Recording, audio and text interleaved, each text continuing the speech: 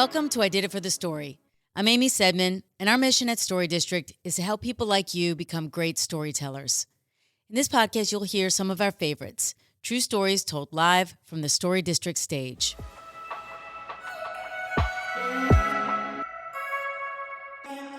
In this episode, we feature another first-time storyteller, Dorothy Matlis. We met Dorothy through our 10-year relationship with Sixth and I. And Sixth and I is a historic synagogue in Washington, D.C. that hosts author talks, concerts, and community events. In this story, Dorothy shares an experience she had as a part of Sixth and I's conversion program. Let's get to our featured storyteller, Dorothy Matlis. So I grew up in a really small rural community that was all Baptist. I didn't know anyone who wasn't Baptist, except for my dad, who was Catholic, and that was a total scandal.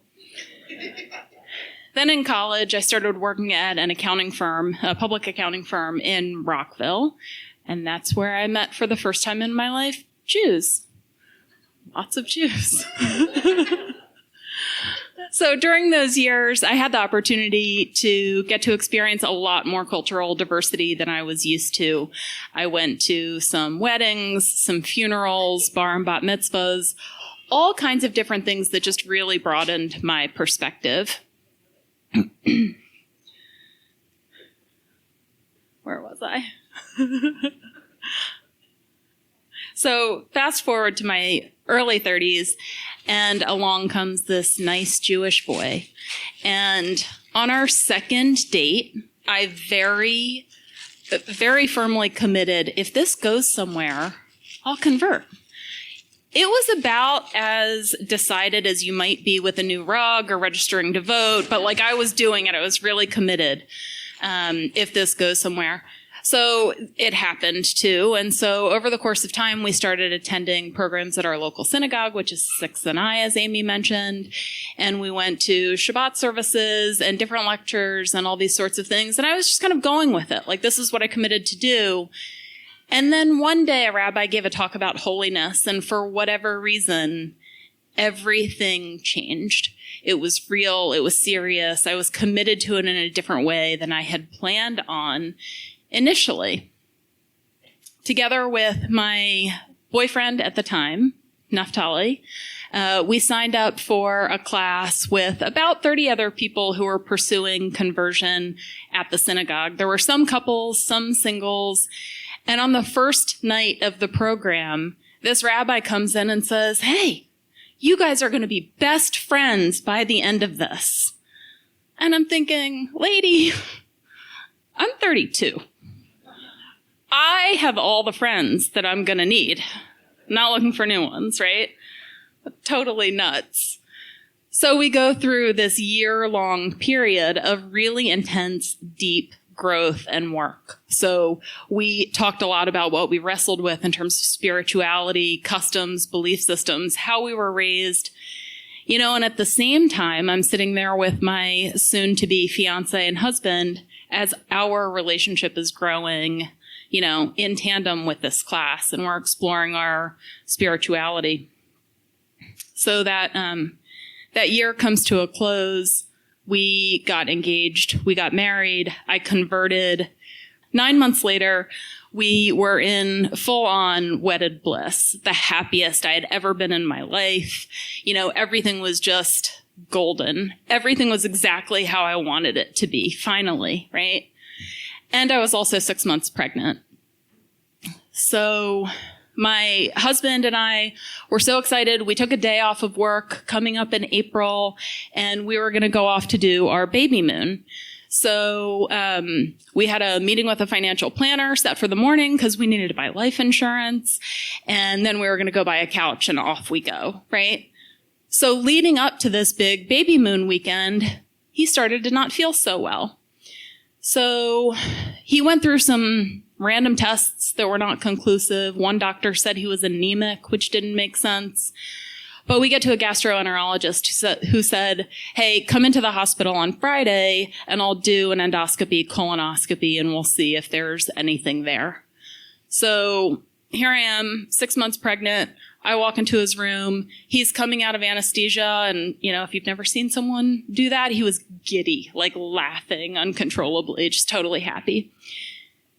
Eventually, the doctor comes back in and says, hey, I think I found the culprit of why you're not feeling well. I'm like, okay, what is it? And it's a tumor sitting at the junction of his esophagus and his stomach. We didn't know anything about esophageal cancer at the time, but what we learned is that he had about a 12% likelihood of living for 5 years. He was 39 years old at the time, and his oncologist joked a lot about how he was perfectly healthy, except for the cancer. So, of course, we canceled the baby moon.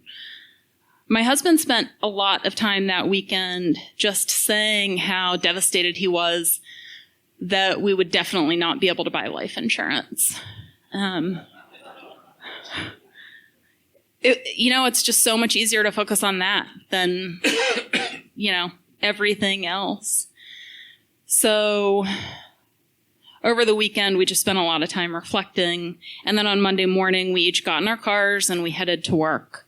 And I called a number of my nearest and dearest, and one dear friend who I often refer to as my Jewish mom.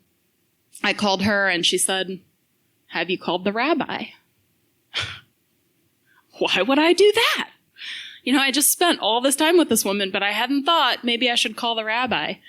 At any rate, I did. I called her, and she basically mobilized this entire community of people to be there for us in a way that neither of us had expected.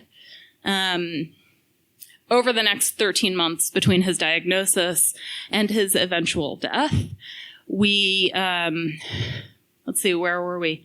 Between chemo and radiation and his esophagectomy, our son was born. And my husband continued getting treatment. He decided he wanted to die fighting instead of fighting, giving up on anything. So this synagogue community introduced us to the concept of the meal train, which I'm really convinced was invented for us. These people signed up to come walk our dog, do our laundry, wash our dishes, drive my husband to medical appointments, sit with me while I was nursing or using that pump thing, you name it. And then all the way up until the end of his journey when he was coming home in hospice, a group of people from our class came to our apartment and helped us move furniture around so that we could get the hospice furniture into our dining room. So all the way at the end, and I'll tell you a little bit about how Jewish death and dying works in case you're not already aware. After a Jewish person dies, they are watched over at all times before they're buried. It's called shomer, to watch. And so our synagogue community set up shop at the funeral home for every hour, day and night to ensure that my husband's body was never alone, which is particularly meaningful, right? Because that's something he can never repay to them. And at his funeral, another Jewish custom is after the casket is lowered into the ground, it's common, it's the expectation that kind of everyone who's present, who's comfortable, scoops up a little bit of dirt and throws it on the casket because you're helping to bury the person, right? It's the last thing we can do to take care of a person. And everyone at his funeral, everyone, came around, took a shovel full of dirt and threw it on. But the men from our cohort, these people that we knew that I didn't think would be my best friends, stood next to his grave, and they made sure that not only was his casket covered, but they pulled the dirt all the way up to ground level before we left. And it seems like it's just dirt. It's just this thing, right? But that was them showing us that they were taking care of him and of me, and they still do. Thank you. This story gets me every time. It's so sad and sweet at the same time. I feel devastated at the same time as I also feel uplifted. And that's really a sign of such a great story. And she tells it so beautifully. She just tells it so with so much heart and sincerity. And I just love this story. This story is a good example of timing. So for some, if not most stories, we need some distance before we can tell them in front of an audience. In a story like this, you need enough time to have processed your emotions. You know, it's okay to get up on stage and have some feelings. We want that. We want you to be present and in the moment, but you have to decide if these emotions are too big or you haven't processed them enough and they're overwhelming. So you can't be processing your emotions on stage. You can have emotions, but you can't be using the stage to process them. It can be therapeutic and cathartic, but it cannot be therapy. And sometimes it's hard to explain, but you know it when you see it. So we want you to be honest and authentic, but if your emotions take over, then you are not ready. And we always suggest take some time, come back to it later, because you need perspective also. And there's just a line that's too far, and at some point the audience feels like, oh my gosh, should we be seeing this? And it suddenly feels like something too private that we're watching and we shouldn't be. So keep that in mind when you're telling difficult stories. We don't want our audience to feel like they have to take care of us. You know, we're there to share in a way that, people don't feel like the person on stage needs something from them. And I wish I knew who to credit this line to, but storytellers often say it's best to tell stories from your scars, not your wounds. And I love that. It says everything. I hope this story and this podcast is getting you to think about your own stories. Story District is here to help. So to see a show, tell a story, take a class, or bring us into your workplace, visit storydistrict.org. Subscribe, leave a review, and tell a friend about this podcast. And until next time, I'm Amy Saidman, and this is I Did It for the Story.